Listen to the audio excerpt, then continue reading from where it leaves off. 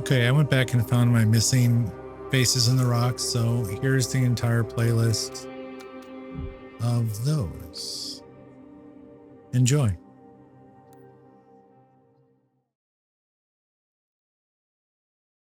In all the places of the earth, they know that the gods and spirits affect man's path. All the misfortune that befalls man lies at their feet. If you have eyes to see, you see their presence and their power. Keep your eyes open, traveler, and you might see their faces.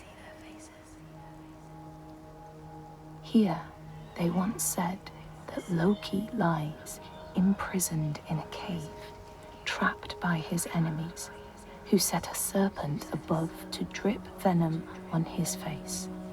His wife, Sigyn, sits beside to catch the venom in a bowl, but when she must leave to empty it, the poison falls unabated.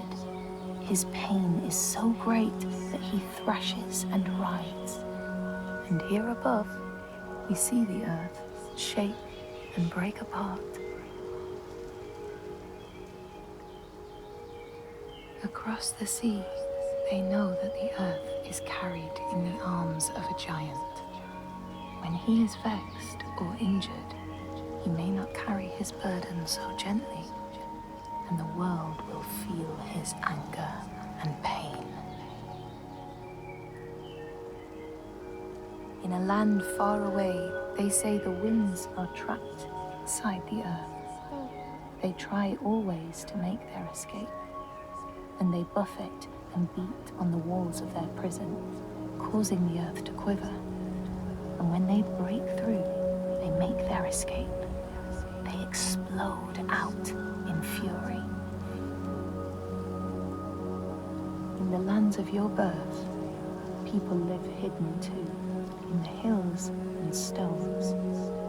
They may be the remnants of a godly race who lost a war with giants and, finding the world changed, retreated into silence. But you still see their carvings and circles from the time when they walked among men.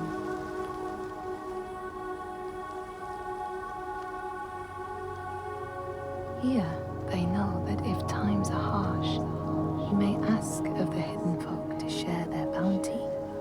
And if you are strong and wise and good, they may hear your plea and send you aid. But if you are not, or if you do not respect the strictures they lay down, you might have your strife doubled.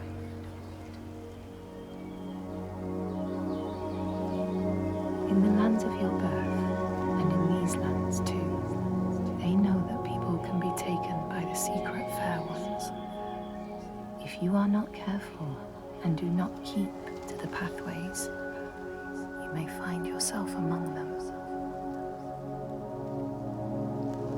In a land to the east, they know that when a traveler finds themselves lost, it is the fault of the Vadadash, who wait at the crossroads to trick souls passing by. The only remedy is to let your horse lead you home, because beasts have no souls. But if you have no horse, your soul is lost forever.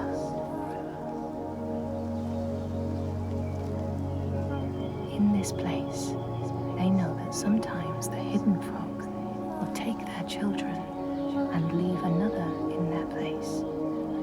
These children may look the same as their own, but will be dazed and far away, or ill-tempered. And you know then you have a changeling in your house. In this land, when people cannot raise their children, they will leave them in a sacred place for the hidden folk to take and care for. Sometimes these children come back, but it is said that they are changed, with a wildness in their eyes, and their parents do not want them. These people know that children who have died uncared for can return as Út Burður, small ghosts clad in fluttering rags. When there are storms, they may cry as they did when they were human, and will look for their mothers until they find them, and never leave them again. In this land, you may catch sight of the Landdisasteinar, the spirits who embody the sacred places, the rivers and rocks. Do you see the Lady of the Mountain, the Fliak Kunan, who bathes in the waterfall and lets the drops fall on her shoulders? In the heart of the Northlands, they know the storms are born of the Oshkuredi, the hunt of Odin. The huntsmen ride horses with eyes of fire. Their weapons clash like thunder, and it is best to hide inside, lest your spirit be called to join them. In your lands, traveler, they know that the Kailif, the hag of winter, is the one who hurls sleet and snow upon the land. She lives in a sea rock and rules the waves of the roiling winter ocean with her blackthorn staff. She strikes the ground to destroy the shoots of growing green, so the winter will lie long and low on the land. These people know that the sea god, Ran, sets out nets to trap sailors and drag them to her world. She sends the waves, her daughters, to wreck boats so she will have more men to take. And jealously, she pulls them down beneath the water.